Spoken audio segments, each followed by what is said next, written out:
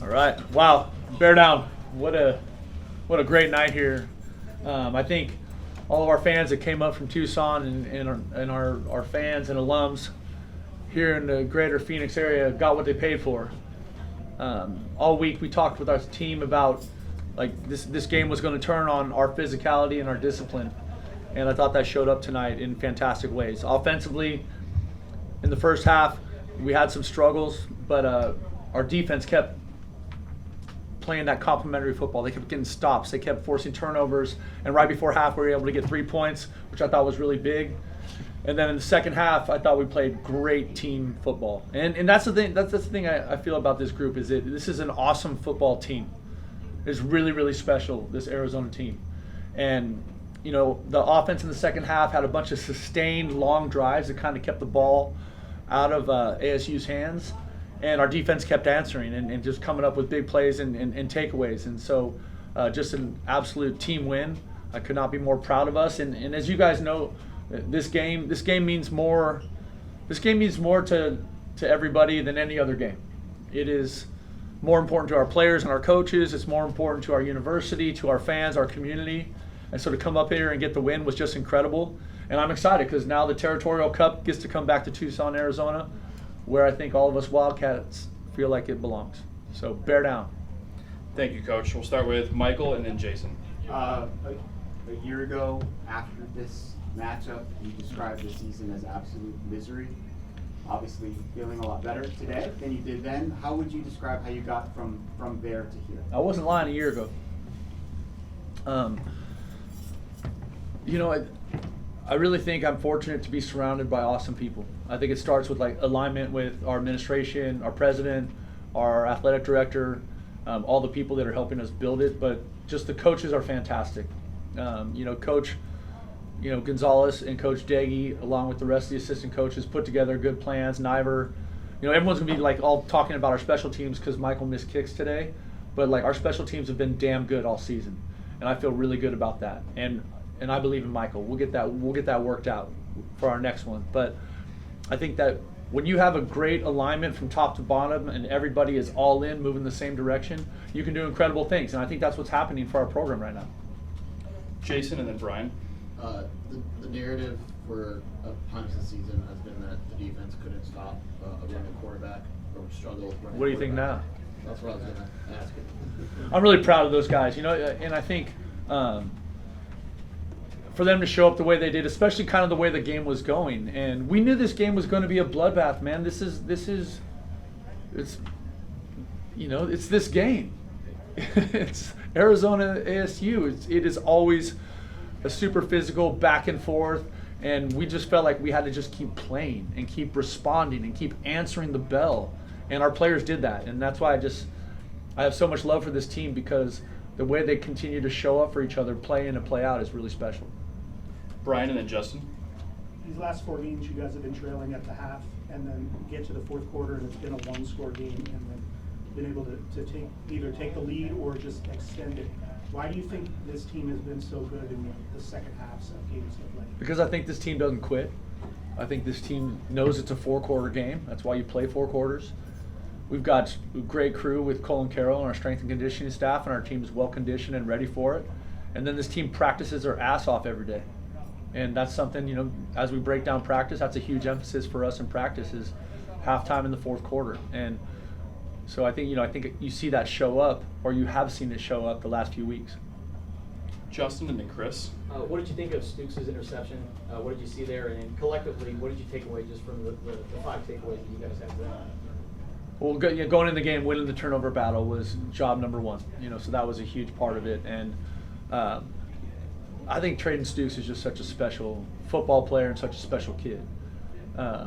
You don't need to spend much time with him to get a feel for just how amazing of a young man he is. And to think about like his journey here at the U of A, walk on to scholarship, torn ACL last year, game 3 or 4, right? The road back, early in the season he couldn't play much. Everyone's on my ass because they're like, how come Stukes isn't playing? I'm like, dude, he's coming back from an ACL.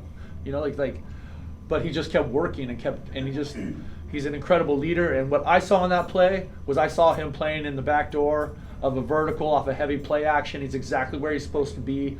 And then as that ball got launched, I saw him climb up the back of that guy and play it off the top of his head. It's one of the best football plays I've ever seen. Chris, and then our friend in the back. Kind of piggybacking off of that, Dalton Johnson also came up with an interception. Just the performance overall from the seniors and the veteran leaders, and how special it means for them to get a win here in their final regular season game.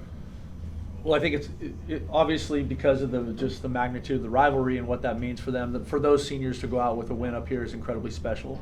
I also think it's special that, you know, Dalton and Genesis and Stukes chose to come back to play together. You know, so to see them kind of make plays for each other and show up for each other that way is magic, man. That's what, like, it's a special part about being part of a fun team, a great team. Coach Cody Cameron, Sports 360 AC. Coach, before the game, over 100 prospects lined the field on recruiting visits to watch, this game, and you talked about the magnitude of this game. How about the impact on recruiting and watching in-state guys make so many plays in this football game? What type of impact on recruiting do you think a win like this has? Well, I think for starters, I should say this. I got a lot of respect for Coach Dillingham and that staff. Those guys are good football coaches, and they've done a hell of a job up here. And I think for us, recruiting the state of Arizona is always going to be job number one. That's going to be the most important thing that we do. So I thought it was awesome that coming into this game, you had 2 Arizona teams that are in the top 25 playing each other. You know what I mean? I think that's awesome. And so they got to see a good game. Like I said at the beginning, the fans got what they paid for. Michael, and then Jason. When you guys had 4th and 1, maybe 3 minutes or so to go in the game, the previous play was a pass. And a lot of people thought, hey, they're just setting up a run play here. But it wasn't. It turned out to be that pass in the flat to Quincy Craig. Can you just kind of walk us through what Seth was? I thought Coach Daggy he called a great game. They're good on defense. They're really damn good on defense. And Coach Daggy called a great game. And trust me, I would like every play to score, and so would Coach Daggy.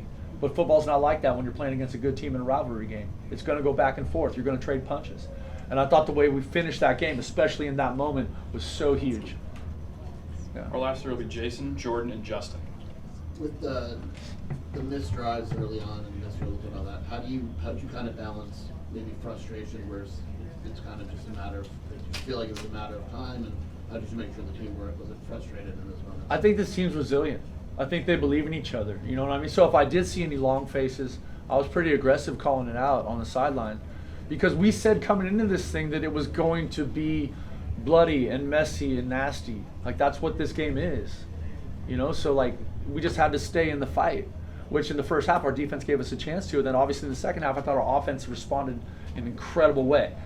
So that part of it, I think you're never out of any game unless you believe you are. Jordan, and then Justin. Coach, what would Coach Tomey think of this game? I think Coach Tomey would have loved this game, especially the way we played defense. He pretended to care about all 3 phases, but he was really a defensive guy. He would have loved it, especially because the result ended up with the Wildcats on top. We'll finish up with Justin. So now you guys are getting ready for bowl season. How do you just look at what's next for you guys over the next month? Well, it was funny because someone asked me that a little while ago. I think the coaches might need a little sleep. It's been this coaching staff is really special. Great people. They love their players love them. Everyone is so committed and works so hard to get us to this point. When we're sitting here 9-3, in one of the best conferences in the country, it's pretty special. And so this week we'll have a little bit of downtime. Hopefully we can heal up and get our bodies a little bit fresh and healthy. And then, we'll find out where we're going pretty soon thereafter. But I couldn't be more proud of this team. I couldn't be more proud of the coaching staff or appreciative of them and the effort they put into helping us just build something that's really special. And I think we're just getting started. Thank you, everybody. Bear down, baby!